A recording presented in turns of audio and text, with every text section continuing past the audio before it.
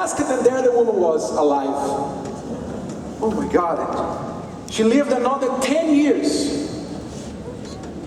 And then she died. Everybody back at the funeral, you know, their condolences and everything else. And then the time to bury her came, and the pallbearers, this time, take the casket and they go. And as they were approaching the door, the husband in the back of the room shouts, "Mind the door!"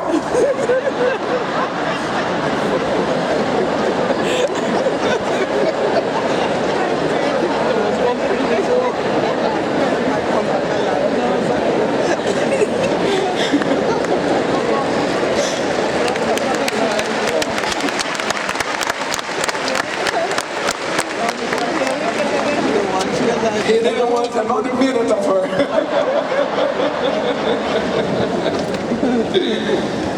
You see, and why do we laugh about this?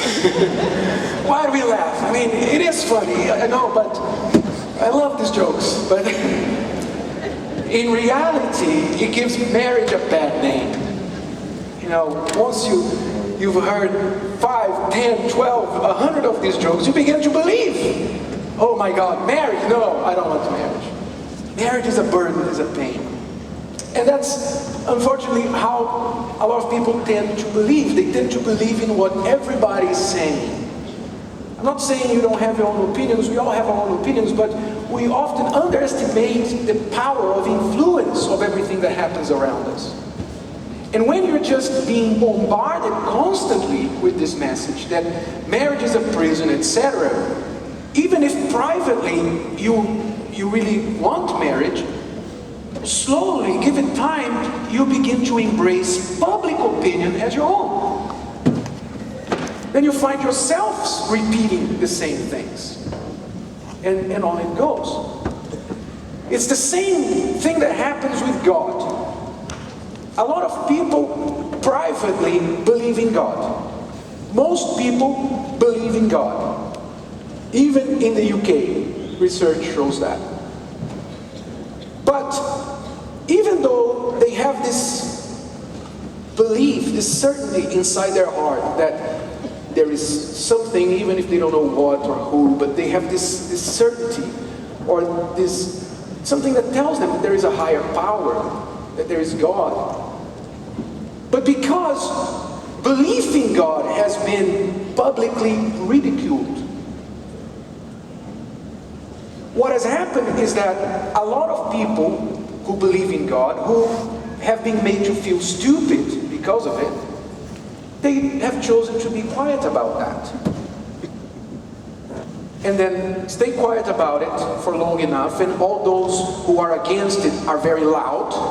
What starts to happen is a lot of people begin to change their personal convictions for public opinion. And public opinion becomes their opinion as well. And that's what happens to marriage, and what has happened to God, and it's very sad. But clearly, marriage is not the problem. And I'm going to prove to you marriage is not the problem. I want to make an analogy between marriage and money again, because money everybody understands very easily. You know, marriage is not a person. Marriage does not have a personality, a will of its own. Marriage is an idea. Marriage is a perfect arrangement for two people who love each other to stay together and build a life together. That's what marriage is. Marriage is not a person with its own will, so it cannot be bad. Especially when it's worked for a lot of people. And money is not a person either. Money does not have a personality. It doesn't speak. It doesn't feel anything. Money is money. And it's a tool for you to meet your needs. So what happens is that when we talk about money, when you don't have enough money, when you're poor, when you're broke, what do? Do you blame it on money when you're broke? Do you blame it on money because you're poor? Do you? Never seen anybody fighting money or giving up on money and say, you know what? I hate this. I've never seen poor people say, I hate money. You know what? Money is just a piece of paper. It's just a copy. But you see how it hurts.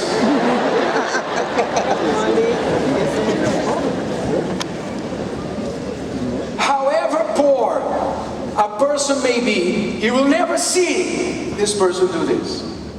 Be angry at money or throw money away. Money. To hell with money. I don't want anything to do with money. No. What do they do? Is you hold on to what little you have. Because you already have little. So you hold on to the money you have. And you work harder to make more of it. You go to school. You employ your efforts. You talk to people. You go on courses. You learn basically how to get yourself out of poverty, because money is a good thing. So, why is it then that when people divorce, when marriage doesn't work for them, when they separate or live through a miserable marriage, they blame it on marriage? They don't blame it on money. They know they have to just change the way they're dealing with money, learn different ways to make sure they get money, but on marriage, the problem is marriage. No, the problem is not marriage. You just have to learn how to work harder at it. Just use your intelligence to make this thing, which is beautiful and perfect, work for you. So, the truth is that money is good, and marriage is not bad, as people say.